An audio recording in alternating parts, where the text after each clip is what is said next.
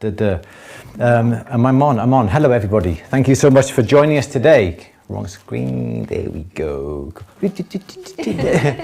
Everyone, welcome to today. Today is the 23rd of February. So, do you know what? We've been, as usual, we've been round here since 11 o'clock, quarter to 11, and we haven't done anything today. Bit of an echo. I expect there would be. Okay, so yes, let me just carry on. It's been rather busy. We've had to change some cameras around, so Louise's mic is going to be slightly different. I'm suffering. But is the video okay? It says streams rate is lower usual, isn't it? Here we go. Flipping EE, or what we call them? No, best not say anything. I won't say that again. Best not, no. So, everybody, let's all see how things are doing. Yes, okay, so Indian Albert, that should have been out tonight, but it's going to have to wait now until tomorrow because things didn't go to plan today. And we had someone, Sharon, who works with us, wanted to come and see us and have a chat. So basically we had to catch up on the last 8-9 weeks in about a couple of hours, wasn't it? Are you on? Ooh, you're on, there you go. You're on, yeah, there we go. I'm a bit off to the side, aren't I? Are you? Yeah, no. You asked where you've always been, isn't it, by there? No?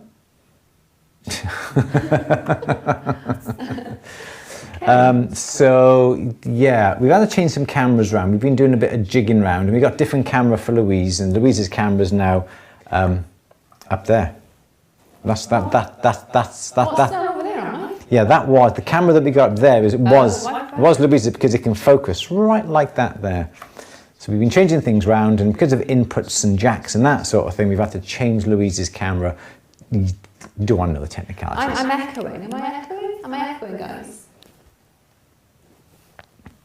Is Louise echoing? Am I echoing? Super echoed. Oh. I don't think doing anything. Pop onto audio on the 8M. Please, Louise. What? What are we doing? What about that's me. Why are you pointing to that then? No, I'm not. I'm pointing onto. Can you pop onto yours? Sorry, onto yours. Here, I'm pointing on this one here. Excuse me a second. Domestics going on. Pop onto the 8M audio for me, please. There we go. And let's have a look and see what we're doing. No, we're okay. You're on one now. Feedback now. Should I just shut myself up? No, let's just knock you down a bit, shall we? There we go. Louise, do you want to talk now? How is it now, guys? Any better? I don't know. I'm still echoing. The biggest. What was it? You do So bad. Oh no. Style, thank you so much for the gorgeous drawing. Absolutely. I woke up like yesterday morning and it made my mornings amazing. So, Absolutely. It's on the atthebench Facebook page. Your lovely little 9-year-old drew us on our wedding day, and it was just gorgeous, isn't it? It was very brought a tear to our eyes. First thing we opened up, wasn't it, this morning? Yesterday morning. Okay, Absolutely. I'm just going to kick off and shout. Don't shout. I mean, just try and do something. Okay, talking to the camera, and I'm going to have a look and see what we can do with these cameras. No, Chris, thank you for letting us know. Sound like you're in parallel dimension. I normally am. Okay, well, Louise is off now. Okay. All right, calm down. We were supposed to come on a bit early to sort this out, but as usual, that's on the front there. Okay, so let's unplug you from there, and let's plug you in there. Some music while you wait. Do do do do do do do do do do do do do. Right, you should be on now. You on now? Count to 3? Yes. Come on, with the words, do you? No. There are no words. Right, how does that sound? Are we okay now? Yay, it's fixed. Yeah, you can always trust Andrew. Yeah. Excellent, okay. All right. Great. Can we get started now then? Oh, I don't mind my food. Shall I tell the guys the exciting news from this morning while you're doing your faffing? Go on then. Well, this morning we had a letter from the Best of Welsh Business Awards. Yes. And it transpires that we have been nominated for awards in 2 categories. The first category is Best Arts and Craft Business. The second category is the Brilliance Award. Oh, brilliance, darling. Which is really exciting. Both are really exciting. And yeah, we've made the final in these 2 awards. It's really good. Yeah. Now these are the proper awards, aren't they? Because Yes. we did put something up on Facebook a couple of weeks back. There was another awards, but it turned out that was a bit of a Mickey Mouse, wasn't it? I think you're echoing now. I'm echoing now, am I? Oh, good I've grief. passed it on to you. We Is should be- anybody else having a problem? Oh, well, thank you guys. We should be okay. So we're super excited about that. Can the public vote? The voting is all done. It's all done and It's all dusted. done and dusted. They But have thank to you. count it. They've just. I think they have.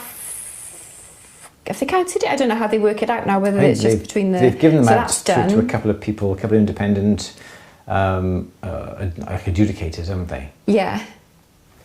Excellent. Yes. We both sound fine. Great. Okay, fab. So yeah, so that's going to be in November. So we get to dress up and COVID willing, of course. Which hopefully we'll all be we should all be fine out of it by then, shouldn't we? Yeah, we get to glam up and actually get to an award Black tie event. ceremony. So you'll see Andrew in his tuxedo. I haven't got one. You have to hire one. I can just wear a nice black suit with a dicky bow. You're going to wear something odd. Can I out there, have aren't you? the ones with the frills down I the think side you of and that? Jason should And a big wear. cummerband. No, do you know the film Dumb and Dumber? Oh yeah. Okay, Do you know the tuxes that they wear in that film? It's like orange and some other crazy colour with the massive big frills and the top hats. You think that's what we need to wear, is it? I think that'd be Can good. you imagine Jason? I can imagine Jason. Jason would look like. He'd look like Charlie and the Chocolate Factory. He'd look like him, like Gene Wilder. He would, yeah. Oh, so it's exciting because you do look nice in a tux. I do look like I'm dressed up. Yeah. You can take it off that screen now, please, Louise. I've finished. I think all the Okay. sound is fine. You can put me back onto there. Cool, Here we cool, are. cool. Yes. So yeah, that's our exciting news. Yes. That's about, and also what we're going to say now is we have been discussing our cancer research. Sorry about the whistle then, that was me, not the mics. Cancer research raffle. Now we had all the bits and pieces that were here for months. We were looking at to see whether we could raffle those pieces. What we felt was the fact that they were just they weren't even completed pieces. Whereas in the first lockdown, we did the complete casting of the shell, wasn't it? The shell, and that was great to raffle. But this time, what we did on the last 12 hour was purely showing technique, showing how to flush set on a plate, how to use the hammer action handpiece, it's gone now, on a pear-shaped bezel. So they weren't complete projects, and we didn't quite finish the projects because it seemed silly to go through the whole project trying to, take 20 minutes just to do a bezel when we had more important other things to do. So we decided not to raffle off those pieces. But what we thought we would do, we would raffle off one of the pieces that I think I showed. I can't remember whether it was this 12 hour. I think it was this 12 hour, wasn't it? Yeah, so we got one of the pieces that we're going to raffle off. Now, the whole idea of this raffle is that we were going to auction it, but we don't like the fact of auctioning because the higher somebody pays, the fact they'll win it. So what we want to do what we did on the last one and raffle it. Raffle the pendant that Louise is going to show you now, and very quickly she's going to quickly show you now. There we go. It's lovely, isn't it? I love it. I think it's some sort of banded agate. I shall zoom in Is for it you. Is it a banded There we go. agate? Other way. That's it. Other way. There we go. So we will show you in a lot more detail. Louise. We will show you in a lot more detail over the next few days. Thank you. Yes. Is it purple band? It's like a purple banded agate, isn't it? Yeah, it's Yes. really, really pretty, and it kind of like fades into a pink. So it's a project that we did on at the bench, and the back. Show the back as well. The back has got, and you zoom in on that one very quickly. There we go. There we go. And there's a little detail. We'll show you more pictures over the next day or so, but we've been trying to rush in to try and get all this sorted.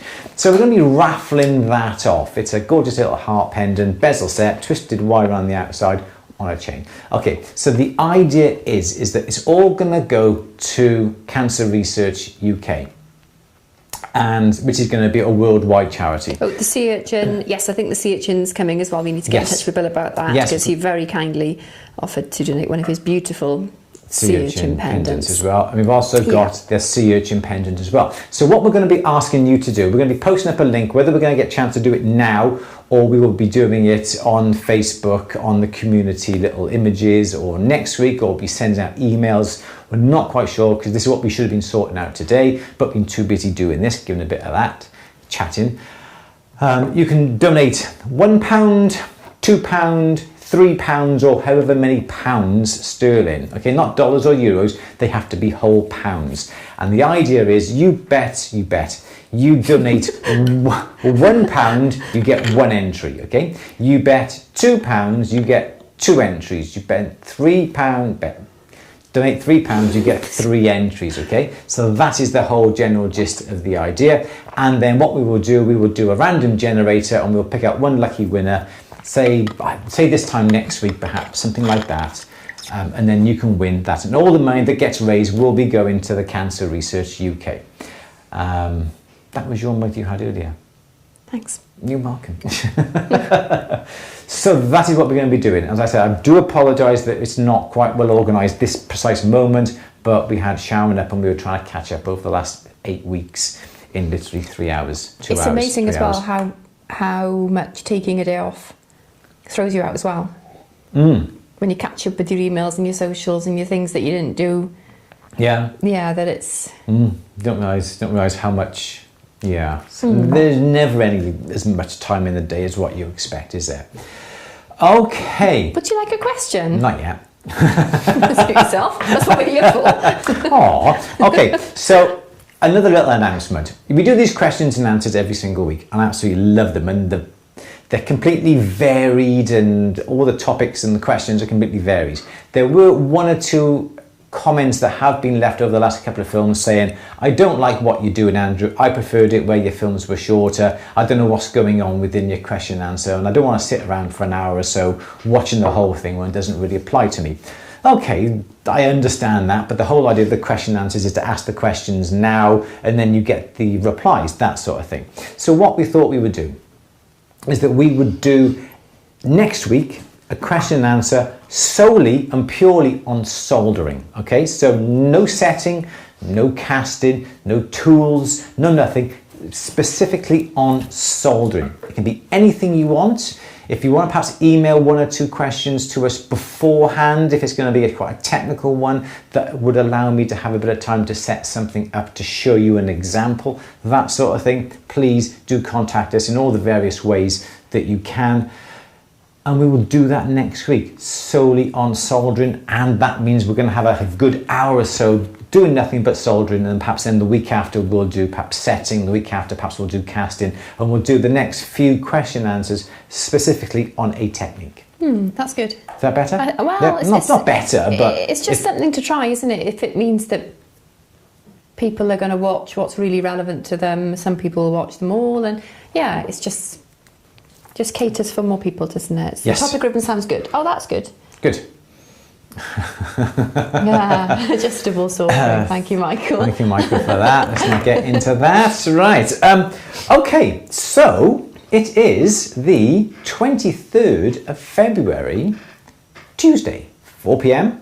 Time for our latest question and answer. And Louise, may we have our first question, please? Yes, you may. The first question is from India and Albert. Hi. When is the rest of setting a square stone? You just answered this, haven't you? I did, yeah. Sorry. It should have been tonight. It should have been last couple of days. But as you know, we've had a wedding anniversary, so things are taking a little bit of a back burner because of that.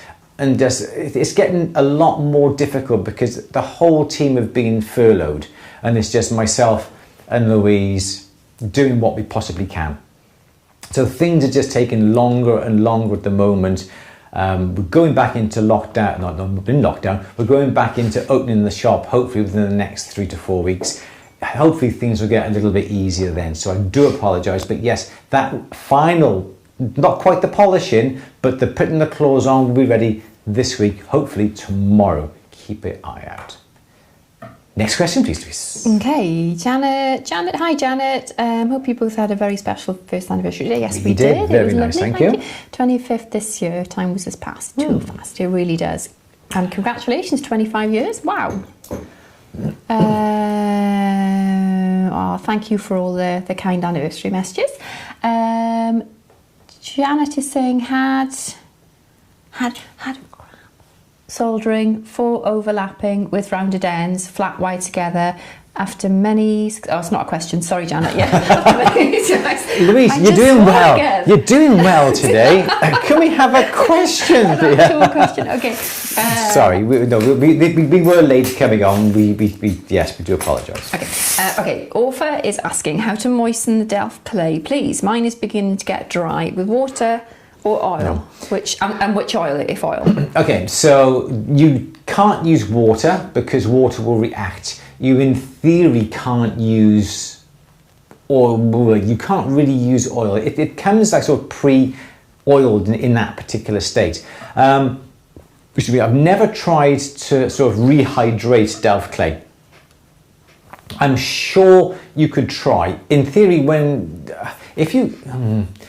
I got a bag down there. Pass my Delft clay, please. Is there a way to stop it drying out? The thing is... Come on, Louise. Come on. It's 2 kilo, that's all. Come on. Right. So, Delft clay. A lot of people will say when you use Delft clay, when you've cast with it, you get the rings and you dunk them in water. I would never do that. I don't like to put water with the sand, and they say it doesn't really hurt it. I don't want to take any chances with that, so I don't do that. So I would always make sure that as soon as you've finished chopping it all up, after you've got rid of all the black bits, always put it back in the bag and keep the bag sealed. I know it's an oil, and in theory oil does not evaporate, but if you keep it sealed in the bag, it's going to last you years and years and years. Okay, so that's what I would do first of all. So if you want to try and sort of rehydrate it, I think what you'd have to do is put it in some sort of type of blender, because you've got to break down all that clay, compacted clay, into almost powder, and then you've got to put some oil into it to get it all coated properly. But I don't know what oil that would be. If you go onto Facebook and do one of the Facebook groups, Let's Cast Jewellery, Craig Dabbler, he has been putting together his own clay, and he would be the person to tell you what oil to use and perhaps some advice on there. But I know he's got a massive drum that he mixes it all up, and you simply can't put some oil into the packet and hope for the best. That really isn't going to work. So you're really going to have to mash it all up into its fine particles and then put some oil in to try and do it. So I don't know the exact answer, but go to Let's Cast Jewellery on Facebook. It's one of the Facebook groups. Craig Dabbler is the guy's name. He should be able to help you. Buy a cheap coffee grinder, grind it up into a powder before adding distilled water. That's silver clay. Oh, sorry. Yeah, silver clay. Yeah. Sorry, I'm on the wrong one. Yeah. This is why you're not allowed to look at that. So no, water must not be used with the clay, with the Delft clay, because it is not water, it is oil. And if it had water, it would cause a terrific reaction with the water heating up, spitting the steam, and you'd have a heck of a nasty burn. So that's as best as what I can answer it, I'm afraid. Next question, please. Okay. Christine is asking for tips or tricks for setting a double domed cabochon in a bottomless bezel without a backplate, especially how to get the bezel even on the back and front, or both fronts, so to speak. So, going back to that pickle pot, this pickle pot here is an actual pickle pot. This is an actual pickle pot. I've had to buy a new one because my other one burnt out. But yes, I do use a little small baby bottle warmer with a little plastic jar with the acid in it, and I use that downstairs. Okay, so a double bezel. It it can be really tricky because I don't really think that the two bezels, bezel on the front, bezel on the back, are going to be identical. But what you're going to want is some bearing wire that is that profile, okay? And what you're going to want is to make this distance from here, that distance there, X, to be the same distance as that, I would say, as X. Okay, so that and that distance have to be the same, all right? And if you can't get that profile bearing wire, bearing in mind this is about half a millimetre, and that's about 1 millimetre thick, so we're really, really small. If you can't get bearing wire, what I would do is make it out of some very thin sheet like that, and then get another piece of wire on the side like that and solder the two together to make this. So you've got a double dome, yeah? So what is basically like that. So what you want to do is just to remove that edge a little bit. So you're making it into that sort of section like that there. Okay, so when this dome goes into place, it's going to go into this position like this. All right. Then you make the bezel out of this, make it into an oval or a round. So then when this double dome then sits into that gap, okay, so your dome then will fit into that gap. So use a double dome, it's massive now because I've drawn a huge. Then what you can do is remove that bit of metal by there. Okay, so that's pretty much what you've got on this side like this, like that there. And then you burnish this over into that. And hopefully then you will have your double dome. You won't need to burnish on this side because you've got the ledge coming over. So you can round that bit off like that, and then you can just round that bit off by like that there. So that would be the best way to do your double dome. When you've made the bezel, solder a jump ring on or whatever you need to do, because once you've put the dome cabochon in place and you've burnished it over, you won't be able to solder it. I was thinking that would be the best way. The other way that you could do it if you had access to something like a laser would be to get a bezel wire or rectangular section wire that is that sort of shape. Okay, so that's the profile of the long sheet that you've got, whatever height you need, and make a groove down the center, and then perhaps you'd be able to make that into a bezel, yeah, make it into the bezel like that there, and then you've got that groove running down through the center, and try and snap the double cabochon stone into that groove and then burnish off over either side. So that may be your other way. That's a bit more tricky, but the bearing wire, doing it this way, I think is going to be your best bet. Or do something like a spectacle setting. Hang on, I'm finished yet. Yeah, it's going to be more tricky. Yeah, ignore that. But that'd be the best way to do that. That bearing shaped wire like that, but make sure it's the same depth. That to that to that. Okay, and if those are nice and equal, then your bezel should be equal front and back. There we go. And again, obviously, if I'm rushing through this, I do apologise, but if you want to know anything specifically, you can put it into the chat and Louise will find it out and let us know. Yeah. Next question, my dear. Okay. Janet is saying, I watched kettlebone cast video.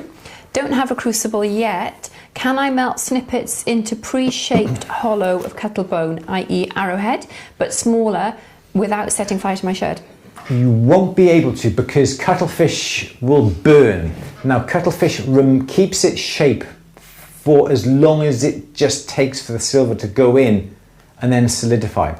You can't treat it as you do, say, a charcoal block.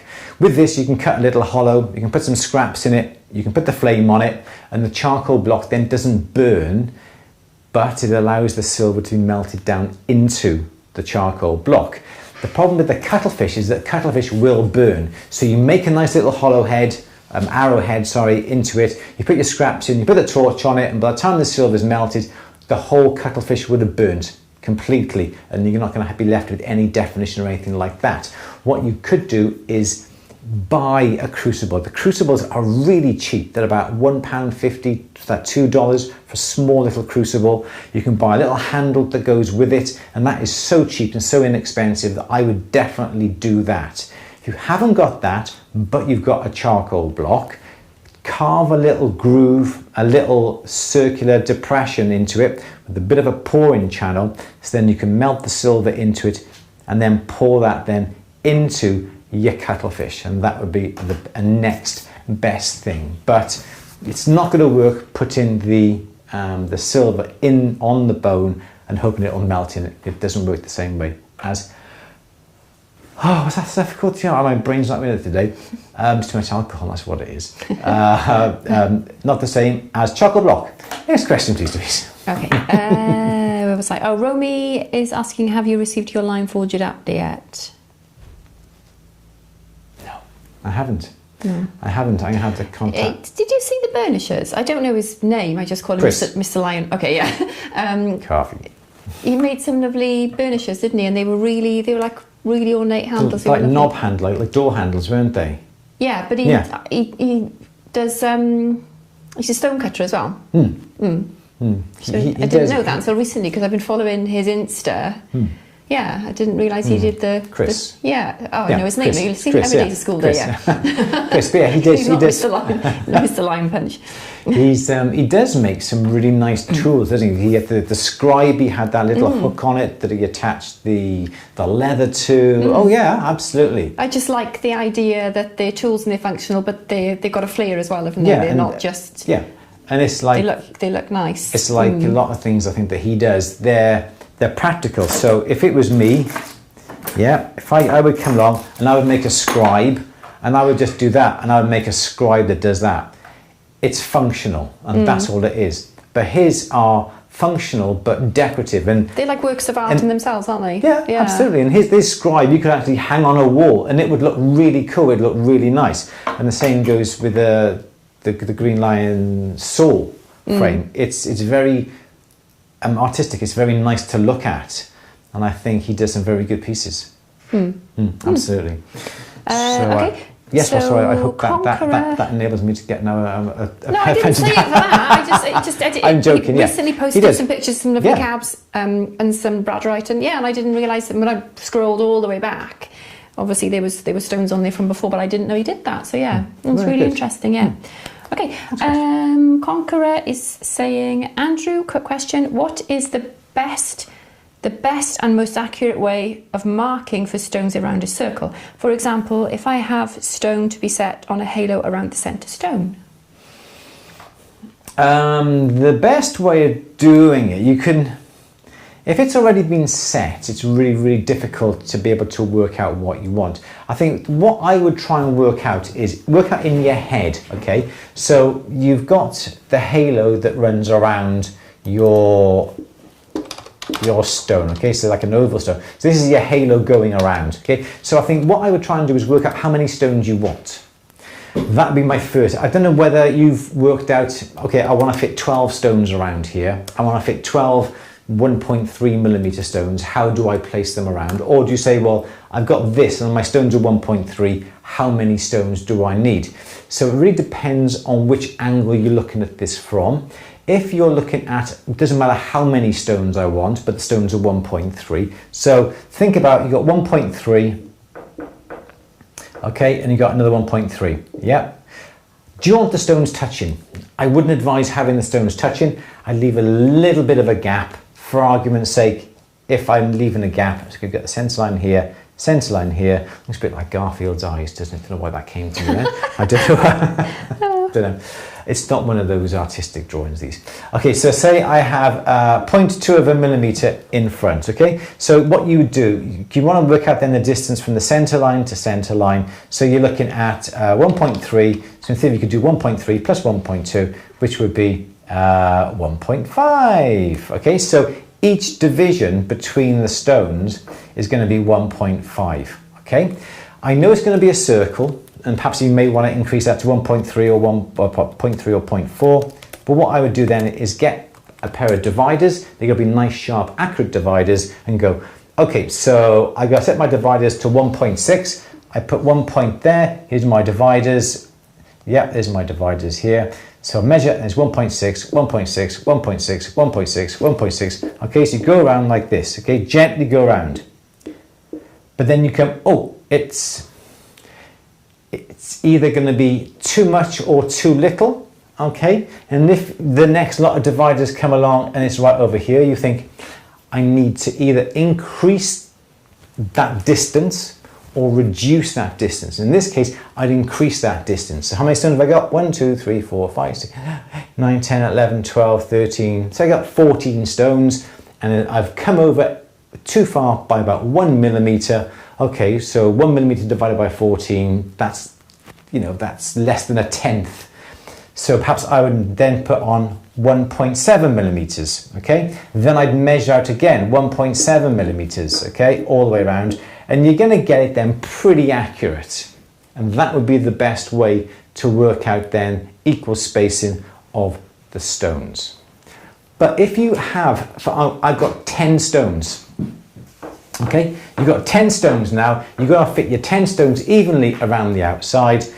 Then your best bet then would be to go on to, I can't remember what the website is called, but the website is out there and I can't remember for the life of me what it's called, and you can work out, it comes out with all concentric circles like that, and you want 10 divisions and it'll actually work out 1, 2, 3, 4, 5, 6, 7, 8, 9, 10. And it'll work out the 10 divisions for you automatically, and then all you got to do is measure the diameter of that, which would be, say, 12 millimeters. You work on here where 12 millimeters is on here, measure the distance from there to there, and that's going to be your equal amount. Get your dividers on here and transfer that then on there. And then you should have 12 going all the way around, 10 going all the way around. A bit complicated, I know, but I can't remember the name of this website for the life of me. It's just making like divisions of circles and concentric circles and for ideas like this. But it's out there. Just search for, I can't remember, just search for something like that. Concentric circles, I don't know. I really cannot remember what it's called, but it's out there. There's a word for it. You'll remember now 3 o'clock in the morning. Okay, so that's the best way. So if you don't care how many numbers of stones you want on there, do it the first way. If you have a set number of stones, say you want to put 6, well then you can put 1 on the top, 2 on the bottom, that's 2 taken up. Then you can divide then these into, do you know what I mean, into 60 degrees. You want to do 12 stones, what's that going to be? Every 30 degrees, yeah, all the way around. And you can work it out that way. Really long-winded that was, I apologise for that. May we have next question, a little please? snooze. Next question while I have my sweets. Okay, Julia bought a job lot of tools at auction and got many pieces of metal clay jewellery with it. Can I melt it down and roll it out to start again with sheet metal? Or is it different to normal fine silver? Do you want me to answer this one? I know this one. Go on then. It isn't the same as normal fine silver. Can it be compressed though? Because your analogy is the aero versus Yorkie, and an aero We got 2 in the fridge. Oh, yeah, we have, haven't we? Anyway, unless Justin's eaten them. Silver clay is not. It is silver, but it's technically not silver, is it? So it is silver. when it's fired, Yes. it's aerated, basically. Yes, it's now it is, aerated. yeah. So there are thousands of microscopic air bubbles, Yes, as it is. which But change the texture. So you think of the fine silver like Yorkie and the metal clay silver as aero. So it's not the same quality of metal, would you say? now see, it depends now, because if you have the clay already done and already fired, it's going to be aerated as Louise said. It's going to be like an aero bar, looks solid but full of holes, because that's where the little organic matter is burnt off.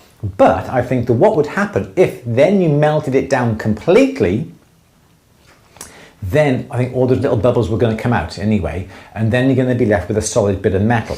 You may be disappointed by the size of that piece of metal once you have melted it down, because this is not full of, yes, Louise? Sorry, Gillian's saying you need to grind it to powder.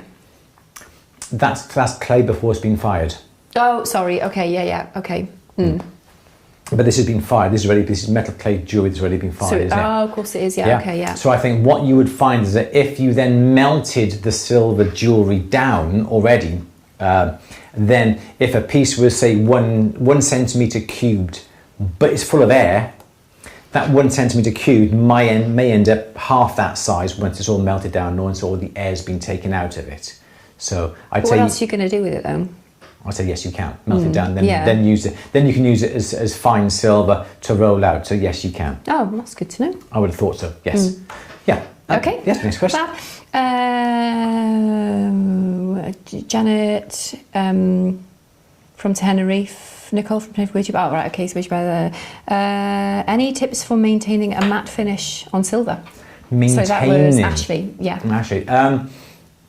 The problem that you got with silver and any metal when you put a nice matte texture on it, initially it's great, it's matte, it looks absolutely gorgeous, but the day-to-day wear of that piece, especially if it's a ring, you're going to be doing this, you're going to be banging, it's going to be burnishing, isn't it? You get a door handle, you pick up your flex shaft like this, it's metal upon that, you're going to start to burnish that nice finish. You're never going to keep that finish. If it's on a pendant, it's not being rubbed, not being marked, yes, you could keep it because it's not being burnished or abraded. On a ring, I would always say if a customer, I think Jason had a matte wedding ring, and literally within a couple of weeks, the matte finish wasn't necessarily coming off, it was being burnished and it's all become, our answer phone's just come on. The burnished effect makes it all shiny again. So if somebody comes into us and says we want a brushed finish on a ring, a matte finish, I'd always say it's gonna end up shiny, but if you want it reapplied, come back in and we'll reapply it, whether you get like one of these little like stainless glass fiber brushes to brush over it, or whether you get one of these little Scotch Brite wheels like this to go over it, just to reapply the texture. On a ring, you cannot keep that texture, but on a pendant, because it's not being burnished and brushed against, it should stay okay. Put perhaps some Renaissance wax on it, and that'll stop it tarnishing as well. Yeah, yes, I will have a look. Is One Bad Dude on? One Bad Dude, thank you so much. I will. Yes, I mentioned this a couple of weeks ago. Thank you so much. I have received it. And we mentioned it live on one of our Saturday at 5, didn't we? Yeah. Thank you very much. Thank you very much. Borax dish, looking good. There we go. Borax dish, well done. Unglazed, but nicely glazed around the outside. So really do appreciate that. Appreciate the water bottle, that's come in handy. And thank you for the borax cone as well. And that was really cool as well. And that's lovely, lovely packaged to protect it. So really, really do appreciate it. Thank you very much indeed. And I do believe that we can use these little holes on the outside to put our paintbrush in. Very good. You ought to so lovely, think isn't about it? Make them a little bit diameter, a little bit bigger, and you could sell these because these are really cool. I love this. That's the thing, isn't it? It's like we were saying about the Lion Forge tools, which look lovely. So if you're doing a nice picture for your socials or for your Insta, things like that, and the really kind of artisan-y tools look really fab. See, it's just really cool. Look at that on the outside as well. Because I like seeing photos of people's benches. Yeah, absolutely. It's just really nice to see innovative ways on people the way they come up with. But that's really good because it's nicely and that. I really like that. Thank you. Flash. Like that. Thank you very much for that. Thank you for the letter as well. Really do appreciate it. Sorry I haven't replied, but I wasn't sure whether you may have watched that the Saturday at 5. I think we did a couple of weeks back. So thank you very much. Yes. Practical, yet beautiful. Beautiful. Just like me. That's enough of that. Right. Okay. Next question, please, Louise. Just throwing you sweet. Okay. Sandra is asking an oxygen question. Need to calm my anxiety around it. Is an oxy condenser safer in a house than oxy canisters? Advantages and disadvantages to both, please. Yes, an oxy converter is going to be a lot safer. An oxygen cylinder is actually more dangerous, they say, than a cylinder full of gas because of the pressure that it's under. The oxygen cylinder obviously has a compressed oxygen within a cylinder, hence the reason what that's called. Where an oxyconverter is just takes what the air is around you, converts it, not converts it, but takes the oxygen out of that air, and then from that then passes it then through your torch. So it does not necessarily hold a compressed chamber of oxygen. So yes, it is a lot safer. They use oxyconverters in hospitals and in care homes, and some people have them in their houses as well, where you see some people have the masks over their faces to provide them with a bit more of a purer oxygen rich atmosphere, and that comes from the oxyconverter. So an oxyconverter is a lot better to have in a home. I would not necessarily say it is a lot better than a tank. It's a lot noisier. You've got to start it up and so forth. So I'm not quite sure yet what's happening about. I may be able to get myself an oxyconverter and a Smith's torch, and we'll be able to show you on how to set that up and how all that runs as well. So that may be happening. I'm not quite sure what's going to happen with that yet. So no, don't get a tank, get an oxyconverter, definitely. Next question. I'm so sorry, I forgot one. Kristen, lovely, I forgot your question, sorry. What is the best way to attach a ring shank to an open back bezel without the wire behind the bezel? I'm struggling to attach the ring wire to the sides of the bezel to make the joint solder.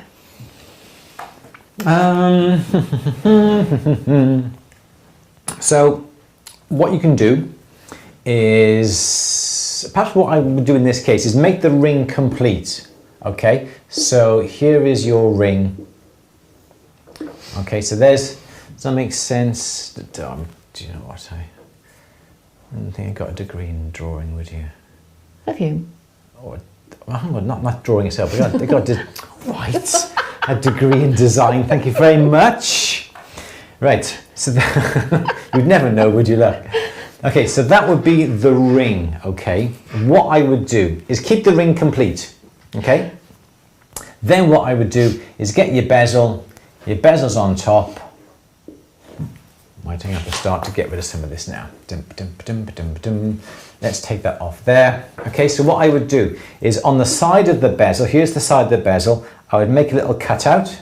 So whatever profile your shank is, you do a cutout on the side of the bezel. If it's rectangular section, you do that. If it's D section, you do that. So you do that on your bezel. Okay, so here's your bezel, and there's your little cutout that does that there. Okay. Okay, so that's your cutout, here's your bezel, okay? What I would do then is make sure that this cutout here on the side of the bezel is the same profile as the shank, and in this case it's going to be a little square section like that, so then the shank then fits into that opening. Does that make sense? Like that, yeah? Okay, so that then passes through, so then you look down on top of your ring and the actual shank passes through, and because now you've made this little cutout, you can steady the bezel on top of the shank. Once you've soldered it, there we go. Once you've soldered it onto the shank, then you cut away the shank that goes through, take that out, and then you're left then with the bezel with the shank going and stopping on either side. I understand what you mean about having the shank that shape. I absolutely understand, like that, okay, like that. So yes, I understand if you have that and you're trying to fit a bezel in between, the bezel can rock and everything that way, and it's very hard to get the pressure right on the sides and the height, and the bezel that goes on, the bezel may drop and so forth. It's quite difficult, so that's why I would get the bezel and do a cutout on the side of the bezel to slot it on top of the completed shank. Yeah, so there's a completed shank. You get the bezel to fit on top of the shank, and then you can do that far easier by doing it that way. Then cut away the bezel on the bezel. Cut away the shank then where it goes through the bezel, and that was going to be a far better way of doing it. What are you laughing at over there? I'm not laughing. Next question, please. There was a question about says, possible to melt silver into an ingot by cutting a well in a charcoal block. We did that one earlier, Absolutely, didn't we? yes, So it I've is. not ignored your question, Kristen. Yes, We it just is. answered that one a little bit earlier, tagged on to the end of another one. I am going to skip forward to Tom, who's asking what type of procedures do you wear a mask for to protect from fine particles? Because that's a You'd have to have... safety one. Louise is really genned up on this, aren't you? Well, I'm genned up on... The phone's going again. I'm just overcautious, I think. I just tell everybody to wear a mask for everything. Well, everybody does all the time now anyway, but it's just, if you've got any concerns that anything is flying into your face that you don't want to be breathing in or near your eyes, then I would just advise PPE, yeah, definitely, because I suppose in theory anything that creates particles that you don't want to breathe in, do you? I guess certainly. I would say this would be the most minimum. Everyone's wearing these now because of the COVID and that sort of thing, like the surgeon's mask they call them, do they? Yeah. I think some are better than others. Some come a bit higher and a bit lower around whatever, and some people then will twist these different ways like that, won't they, to get, So I think this is going to be the minimum that you would wear. But in terms of procedures, I mean, I don't know that much about what creates particles, I guess, because I would probably even wear one because even when I was filing, when we made the rings last year, and I was platinum bands. I'm breathing all this in now, and you just went, oh, shut up. And it was just, well, I didn't quite say, oh, shut up. Don't worry, I'll cut your lungs out and I'll melt them down. Take them to the refiners, you'll be all right. I go mad with you with the casting, don't I? Yes. Because the fumes that come up from that. The silica. Yeah. Gypsum, not good for you to breathe in either. No. So that is going to be, was it 3M? 3M do a mask. Yeah. I can't remember what the actual... Polishing. Yeah. You don't want to be breathing that in. No. There's so much, really. You could end up wearing a mask all day. And I probably would. But, yeah. I suppose that's the advice, isn't it? Anything that creates particles, you don't want to be breathing in. No, exactly. Really. And any sort of mask is going to be better than no mask at all. Yeah. And I think...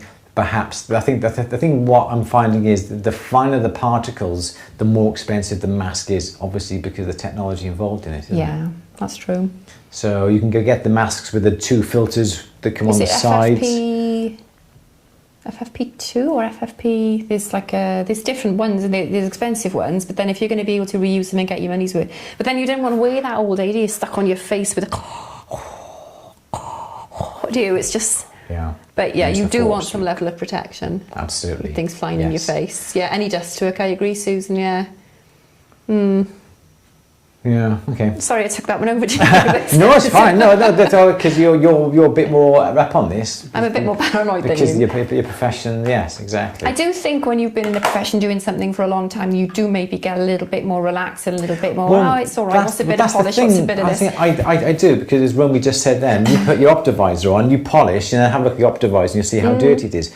You see, because when I used I think we talked about this last week, when I use the flex shaft, I never look directly over the top of it. I always have it running, as I said, to like a 45 degrees at an angle. I never look over the top of it. I always sit back and look at it from this way, so any dirt is going to be going this way, completely missing me completely. That's not to say I'm not breathing it in, but I'm not in direct line of that. I always make sure that when we use the polishing motor, and I go mad at Jason, downstairs we got a polishing motor. You can turn the polishing motor on its own, or on and extraction. He just comes in and goes, fix it once, and there's no extraction. And the room downstairs is absolutely stinking dirty because he doesn't put the extraction on.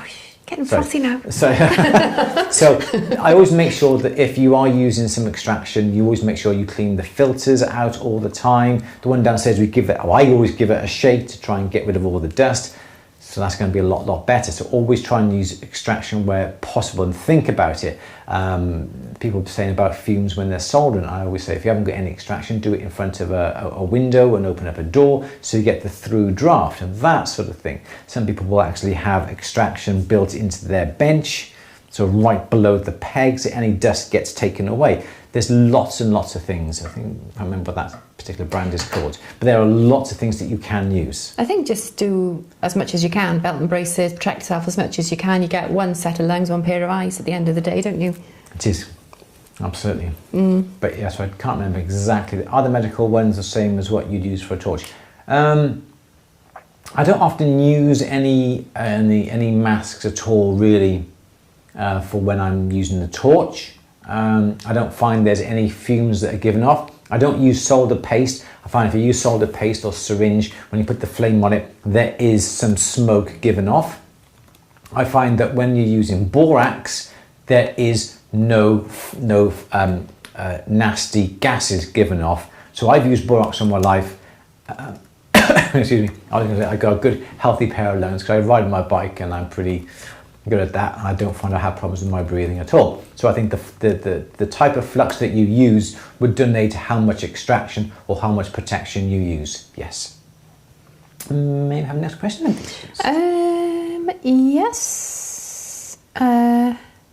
Oh yeah, we done that one, haven't we? Sandra is saying, asking, is it true that the longer your viewers watch YouTube ads, was it? The more money you make? If so, I'll start skipping the ads run at the beginning instead of skipping them. So that is, yeah, as long as the ads play and then you can skip them. I think as long as it's shown, I don't think it really matters too much myself. Doesn't matter too much. Okay. There was a very good question. What speed do you put your Dremel on when you're polishing? It depends upon what you're polishing and the mops that you've got. I would perhaps put it on. I got a Dremel I was using the other day. 2,000, no, perhaps 4,000, 6,000 revs would be enough. If you rev it too much with my little white nylon brushes, you're going to find that perhaps they will actually, especially with bristle brushes, the natural bristle, the fibres will go flying if you have it too fast. Something in the region around about 6,000 revs when you come to polishing should be just fine. Sorry, I jumped in on a question there. Sorry, Louise. I'll be told off later about that. You will. You just be told off for eating all the sweets. Any chances we might get a video on how to make a nut and bolt? Nut and bolt, I think you mean. Nut and bolt? Nut and bolt. As in like a tap and die? On At the Bench, and that's Iona asking that question. Make a note, I'll make a... I haven't got my... Somebody forgot my computer today and put, you put your computer in my bag, didn't you? I put our 3 design one, tap and die. No, die.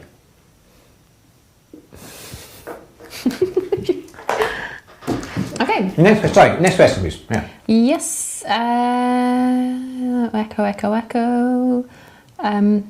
Okay, Andrew has been given an aquamarine faceted stone that's rectangular but not emerald cut. I don't know whether to claw set at the corners or sides. On an emerald cut? An emerald, not an emerald cut. It's aquamarine faceted stone that's rectangular but not emerald cut. So it's faceted but not emerald cut. Yeah, so I wouldn't bother about trying to put... if it's a big stone, you can get away with having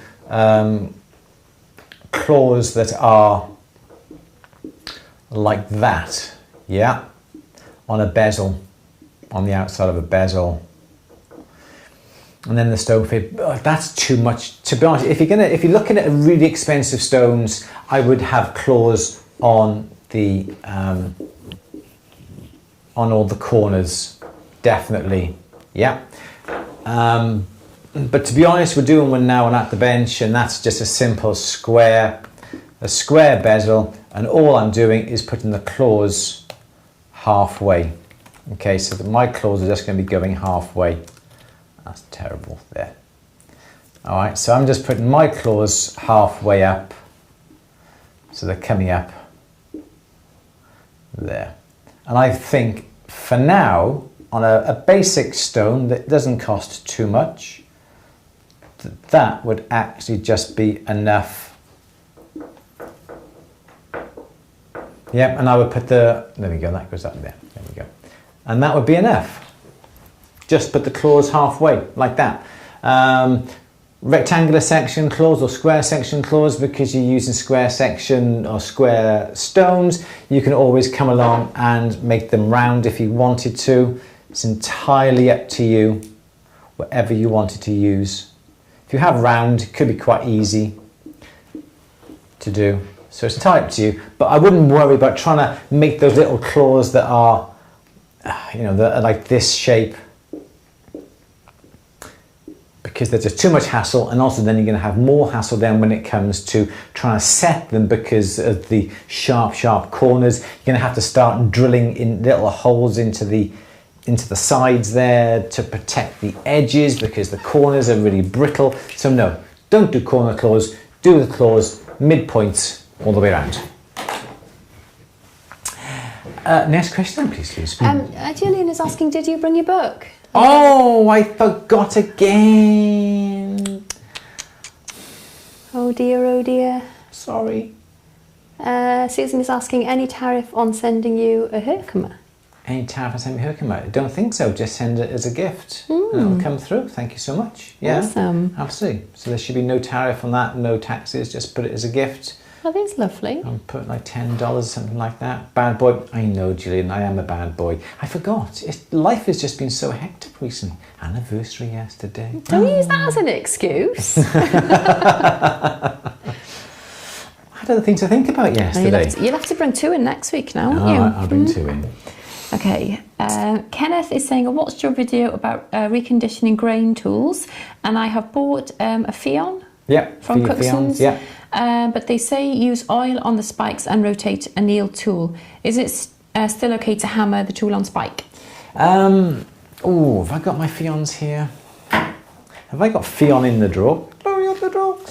You're out of the drawer. No, you're the drawer. Fion. Right, Fion, come here. No, you're the drawer. No, you're the drawer. There we go. I got you. All right, so these are my Fions. Have you seen Fion, Louise? There's Fions. It's like a beer holder, is it? It's, I'll show you now. There you go. So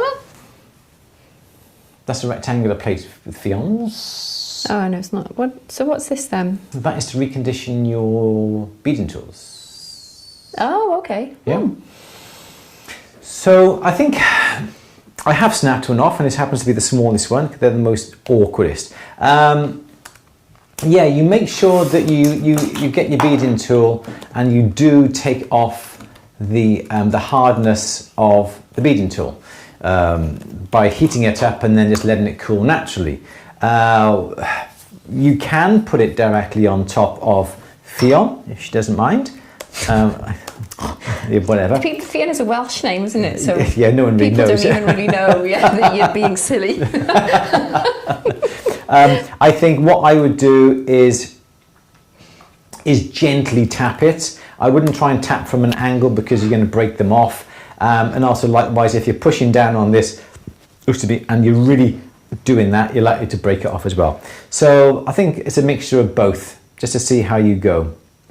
Tap it up on the top, I would really gently, and then just examine the tip then under a 10 times loop or your optivisor. Make sure then it is nice and shiny. Make sure you trim the outside edges as well. Go back onto here. Make sure you trim the outside edges and make sure they're all nice and smooth as well, because the edge of this little cup here is really important as well. Then what you do, we want to heat that up, quench it in some oil, and then take it back out, clean it, heat it up at the one end, and then just to make sure then you get nice light straw colour on the tip to give it that little bit of hardness. Or you can also buy, and I don't have it up here, it's downstairs, is a special beading tool sharpening device that uses an upturned industrial diamond, and the beading tool goes on the end of that and you put it in your flex shaft and it spins and it polishes the tips of your beading tools, which is what I've done with all these beading tools. And that is Ben, go on to my Instagram, I think his name is Ben Velux. Ben Velux. He's a Russian guy. I think the company's called Ben Velux. I'll have a quick look now whilst Louise answers the next question. And we'll have a look. And that's another beading tool sharpening kit, but it is expensive. It's like £100 to do it, which is a lot of money, but you can sharpen over 400 beading tools with that really quick and really simple. So that's the best way that I know. But these little Vions here are really good. Just got to take good care with them. Next question, please, Louise. Okay. How far did we get? Hammer the tool on the spike. Yep. Cecil is asking for special tips for soldering rose gold and white gold. I only have experience with yellow gold. Benelux. I'm just looking on here now to see if I can quickly find it. It's on my Instagram. There we go. Bevelux, Bevelux. Bevelux. Do you want to try and grab that on a link, please? Bevelux. Bevelux. And it's the sharpening device. It was a tool engineered by a talented Russian designer. Bevelux tools, that's the one. Cool. So this is what I would recommend. It's not cheap, it is expensive, but it'll last you a long, long time. £116, absolutely brilliant. I've got one and I totally recommend it. As I said, it's not cheap, but you can do over 400 beading tools using it, and you can sharpen them in about 10-20 seconds each one without having to soften them and anneal them and then reharden them again. Any advice on soldering rose gold? Yep, there I was. Yep. Yeah. Mm-hmm, yeah. Yeah. Okay. So I would and white gold. And white gold. So you can still use borax. You can still use the same fluxes that you've always used. Obviously, you're going to need the right color solder for what you're using. Perhaps you may not get the complete range of solder, so you may not get hard, medium and easy in the rose golds. You should be able to get that in the white golds. You must also remember that a rose gold solder or a red gold solder is never going to match the metal that you're using. I'm not quite sure whether it was this gentleman who messaged me on one of the tickets, I can't remember, but there will always be a slight color variation. So this is the most important thing then to do, is to get your joints absolutely perfectly tight with no daylight. So the solder joint, the solder line will have the most minimal amount showing. I say this when it comes to white gold, when it comes to yellow gold, when it comes to rose gold, whatever gold, even silver, your joints have got to be tight. If there is a gap in your joint and the solder fills that gap, you're going to have quite a wideish little bit of solder that can easily be seen. So make sure that the joints are nice and tight. And obviously with white gold, you're going to have it most probably rhodium plated afterwards as well. So there's no real difference. Because rose gold has that copper in it, you may find that it will oxidize a lot quicker when you heat it up. I would recommend you use something called fire scoff to spray over the fire scoff. Most tool suppliers supply it. Absolutely brilliant. It's a flux and also a barrier as well, and a little pump dispenser. You want to use it on rose. It's fabulous for rose gold. You can spray that upon the rose gold when you come to solder it, and the surface will be protected, and you won't need really to put it in acid to quench it or anything like that to get it back to the color, because the fire scoff protects the surface and the surface doesn't go like an oxide color because of the copper in the red gold. So fire scoff is what I would recommend, but it's no real difference. Just going to make sure that your technique is absolutely spot on. Louise, may we have next question, please? Yes, Claudia is just wondering, when making an open ring shank, not the U-shaped open shank, is it better to make a fully soldered shank first, or is there a better / less wasteful way to make it? It depends on what equipment you've got. And no, fire scoff is not the same as Prips. Prips was developed by Mr. Prips, but it's not the same. It's very similar, but it's not the same. Fire scoff is more of a branded, whereas Prips you can make yourself.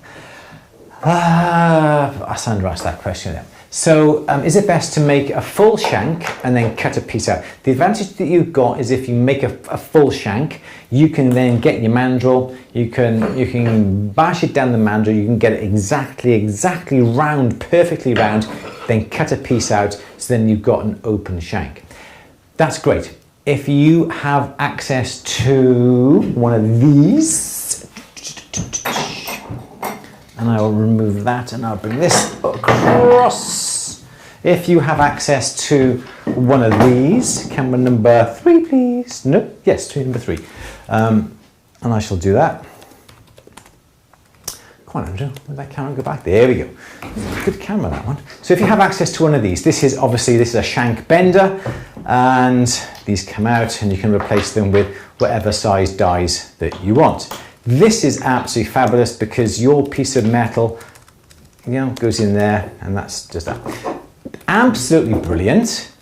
They're not cheap, but they're a good way of bending some wire. And with this, you can bend the wire nice and evenly all the way round in an easier way than if you actually were trying to bash it upon a mandrel. The problem is with on a mandrel, it's loose and it's bouncing around. You may be able to tap it and get a nice roundness about it, but it's never going to be perfectly round because you're just bashing it and it's a bit loose, it's flopping around on the mandrel, and you've got to hammer it.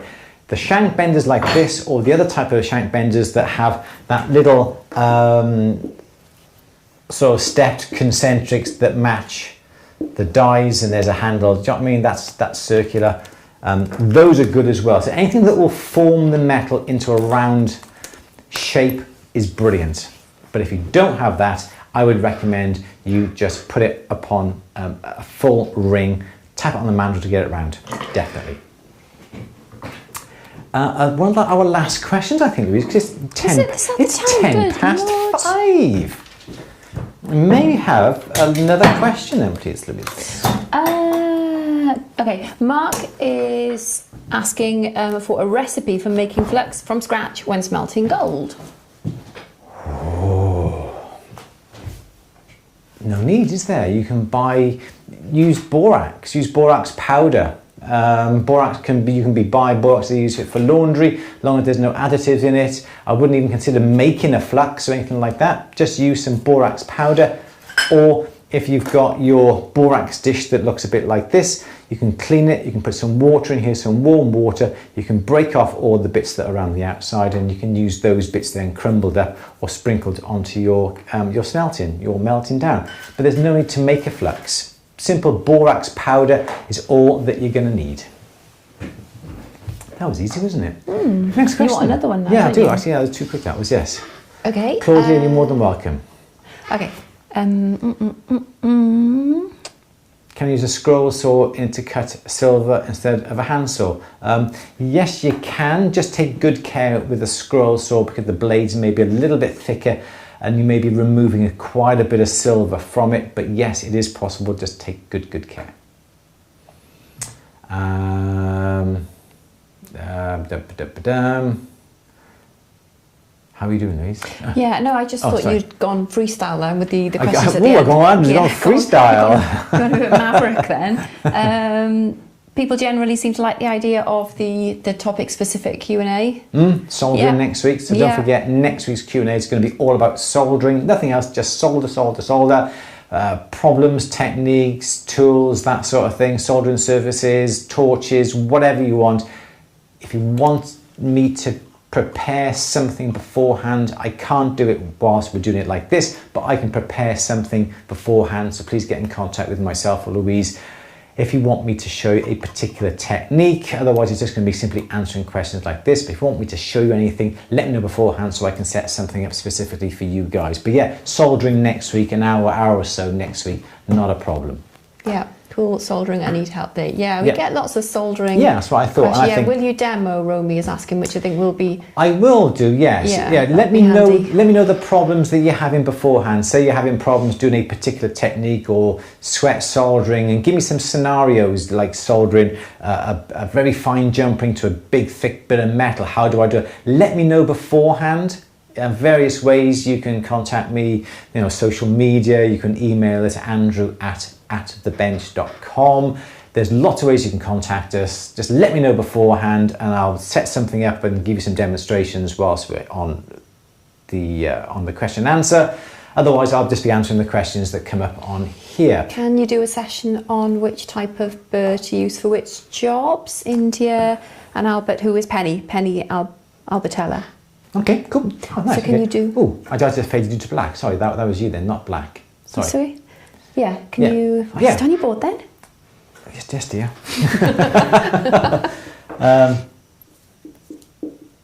Is that on at the bench? Yeah.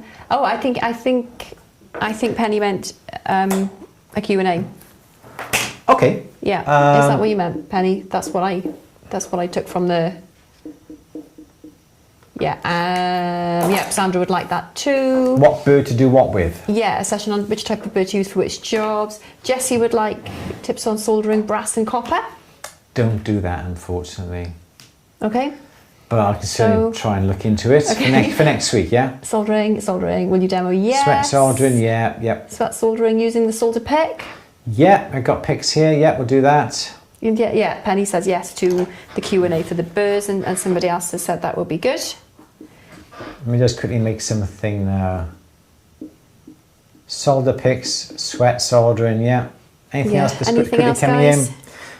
We can just quickly go through this now and we'll do this now. Use a solid pick, yeah.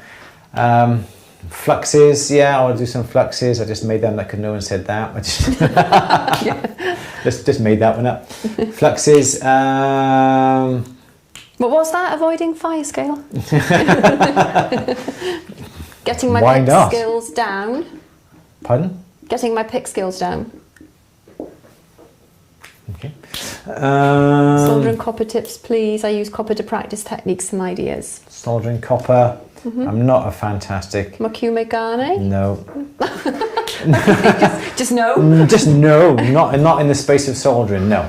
I have done something on atthebench. No, I don't. I think they mean not in the soldering. No, yeah, we can do all these things, yes. Yeah, polishing. Yeah. Romy's asking for polishing. Using anti-flex to protect textures when soldering. Yeah. Oh, you've put it on there. The fire scales, fire scales. Would there be any torch comparisons in the soldering session? Why not, yeah. My solder pick skills, that is practice. Torches, yeah. Or for saying a demo on fusing. Yeah, Romy wants torch comparisons as well. And actually, that's a question that comes up very regularly, isn't it? What torches do you use? What do you recommend in what scenarios? Fusing, Fiona's asking fusing as well. A couple of people are saying fusing. I have to brush up on my fusing. It may not be next week, but perhaps we'll look into that at a future date. Any more? What solders to use when hard, easy, etc.? Okay. Yep, surface guild. Not necessarily on, but yeah, I know what you mean. Yeah, but not on soldering. Domed piece to flat piece soldering. I had a piece collapse and solder collapsed. What piece? Domed piece to flat piece. Okay. Reticulation. Not quite soldering. This is going to be another 12 hours. Yeah, it is not quite soldering, but yeah, domed soldering piece. tips on Smith's little torch. Which tool for what? I'm going to get I may have to do that downstairs. I can't get my Smith. A balls only Q&A. Oxy versus hydrogen versus normal gas. Don't have a hydrogen, but I wouldn't have one. How you make your own soldering. How to make your own solder. Okay. For another day. Romy saying hammer hand piece on thick bezels. Another day. I will, because I tell you what we'll do. Okay, so we're going to be doing this. Okay, so I think next week, definitely soldering. I think another week. Which soldering tip for what? Dome to flat. Yeah, Sandy is saying yes. Dome to flat as well, please. Dome to flat. You've written it down. Yeah. Good boy. Thank you. How to clean up, polish awkward and tight spaces. So that'll be like a polishing Q&A. Okay. We'll have a casting Q&A. We'll do a setting Q&A. Well, this is good, isn't it? Because yes. So when people come onto YouTube, then they'll go, I want to know about all about soldering. We'll know how about soldering. Yeah. So I think that'll be good. Wonder if some torch companies would give out discount codes for these. Hamilton Gas, always hate Hamilton Gas, but we'll go through all that again, won't we? Soldering very large and small bits. Yep, small to large. Okay. Small to large. Yep, okay, that's about a good hour. Very big hour. That's going to be. So yeah, okay, that's going to be a really good one, I think. That's something that I'm going to have to. Lunch on that day. I'm going to have to prepare for that one. And these I don't prepare for. I just answer anything that gets chucked at me, but I have to prepare for these. So we're going to have to make sure that we're in nice and early on Monday. I'm always here before you. But we are always in early. It's just me just messing about. I know. So I solder if you haven't marked whether it's easy or hard. Okay. Just see which one melts first when you warm it up. That'd be the best thing to do. Only 10 past 10 in the morning here, so easy. So too early for wine?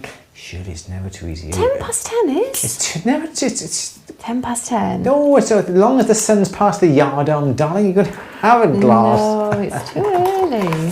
Soldering multiple pieces. Yeah, okay. All right, so we got plenty. Soldering a bale to bezels, please, Jessie's saying. Okay. Mahari's saying soldering between small jump rings to fine chain and bezel setting gemstone. I can't remember. Yeah, we'll do bezel setting on another session, I think, Mahari. Okay. Louise, would you do a lapidary? No, I don't do any lapidary, Audrey, sorry. We got a lot to be getting on with there. Gallery wire to shank. I'll write it down. I can't guarantee I'll do every single one of these ones. Yeah, these were quite easy because they're just showing you things, but these are scenarios. Getting a bit more. So gallery. I know we said we were going to do a master class, weren't we? We were going to pay, but we won't. Yeah. All right, there we go. Enough? Yes? I don't think so. Nobody else has come at me with anything else. Oh, no. No, the bezel set gemstone is to solder to the hewering and the chain. Bezel set, to solder to the... Yeah, that's soldering as well. Okay. Okay. Yeah, I think we've got an awful lot to be getting on with there. I'm not quite sure what happened on my phone there. Building up a prong in a repair when it's getting worn down. How to do it safely with stone in or take out stone. Gallery wire sizing, jump ring. Okay. Yeah. So I think what we'll do, we will go through a few of the basics. I think we'll tell you what type of torch to use, what type of fluxes, and then perhaps we'll do one or two examples. Because I don't think we're going to get through all of that and all of that. I think chatting about all this is going to take a good 35-40 minutes. And then perhaps we'll do a couple of these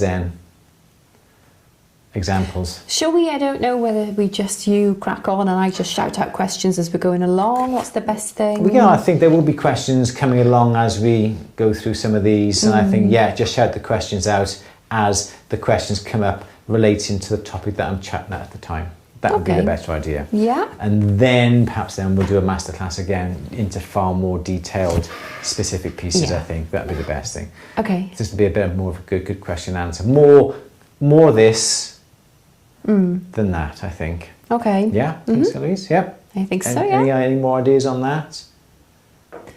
Oh, no, I think you're going to be rather busy. I'll take out a fuse. We won't be doing fusing. So 12-hour Q&A. Yeah, Michael, it's starting to feel like that. 12 hours on soldering. Quite easily. So I think what we'll do next week, Q&A, soldering, techniques, what solders, equipment, so forth. That'll take up a good over half an hour. Then we'll do one or two of these little like dome to flat, small to large, that sort of thing. And then we'll have a further chat about it next week. Excellent. Okay, so thank you all very much for joining us this afternoon. Sorry we were a whole day late, but anniversary came along. It's a lovely special one. We had a lovely time, didn't we? Did have a nice time. And the sun came out for us. Yep. Gorgeous warm day. It's like spring yesterday, wasn't it? Gorgeous yesterday. It was really warm, sunny. Yeah, lovely walk. Iona, thank you very much. Really do appreciate it. And you, Shirley, as well. Really do appreciate it. Thank you all very much for that. Much appreciated. They're lovely people, aren't they? Gorgeous. You are amazing people. Thank you very much. Oh, it takes me back to the 12-hour. Oh no, flashbacks. To the first 12 hours. Right, everyone, thank you so much for joining us this afternoon. Really do appreciate it. Hectic week ahead of us as usual. We've done lots of filming last week. I got lots of editing to do this week. As I said, bear with us with some of the films on At the Bench because it's hard work now with loads of people off because of the film and so forth. But we're doing our very, very best. Doing our very best to do everything that we possibly can, aren't we? It's just not enough hours in the day is the problem. I can't see how we can open the shop and carry on like what we're doing. I don't know how we managed to do the shop and everything to do with the shop and everything that we're doing now. It's suddenly, when the shop closes like this, it's suddenly obvious how much Sharon does. Yes. Definitely. Yes. And Jason. No. and Sharon. Dakota, how Yeah, important it is. they are. Yeah, what a The whole it is. Yeah. yeah. It's like That's when it's really, really obvious. 2/5, isn't it? 2/5 trying to work away, and it's just not possible to do everything. No, it's the inquiries, the constant, even when we close, the stream of inquiries and people ordering and wanting things, and Sharon picks all of that up, doesn't she, when I'm doing admin and bits and pieces. So yeah. It is quite amazing. Come back, Sharon. Come back, Sharon. We would happily go to Florida, wouldn't we? Yeah. Absolutely. We got so many ideas. We went out for a lovely walk yesterday, and majority of the time walking along we just talk about business and work and so sad, isn't it? just what we're doing. So yeah, thank you all very much, everybody who's come on. Thank you for all the questions you've asked. They've all been absolutely brilliant. Sorry I haven't got around to your particular question. Yay, Romy's getting well your done, vaccine Romy. tomorrow. Fab. That's excellent. Well done, Romy. Still waiting for mine. Yeah, you'll be next, love. I'll be next. You'll be I'm that old. I'll be next. Hopefully it'll be a few weeks to go, but yeah, sooner the better. Yeah. Absolutely. So everyone, take care today, tomorrow, and the following week. We will see you next Monday. Don't forget, Monday, 4 p.m. question and answer on soldering. Just let me know your questions beforehand, and we'll certainly do our very best. Don't forget, get on a little bit earlier. No, not much point actually. Come on early, absolutely come on early, but don't start asking questions really until we start going through this, because I have a little bit more of a formulated plan about what we're going to be chatting away with, and then you can ask questions then, depending on what, basically, yeah, all right, I'm going Dana now. had a soldering question earlier. Dana, send it to me at Louise, or who am I? You're Louise. I'm Louise today. at andrewberry.co.uk. Louise at andrewberry.co.uk, yeah. Yeah. Or just whatever means of coming through to us. However you can contact us, Facebook, Insta, email, give us a shout if we didn't get round to your question. But yeah, anything soldering related, yes, we want for next week. Absolutely. Right then, we will love you and leave you. We're off now. We will see you next Monday, 4 p.m. for some soldering. You have that. I have actually done a slide in preparation there, Louise. Have you? See, on there. Hey, look at that. Yeah. Forward thinking, up there for thinking, down there for dancing.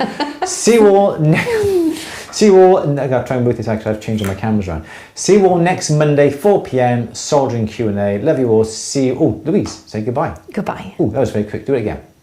Goodbye. No, not you. That was me quick. I was clicking on my cameras really quick. Sorry. Say goodbye. Goodbye. See you 4 p.m. Monday. Love you and leave you. See you next week. Take care. Bye-bye.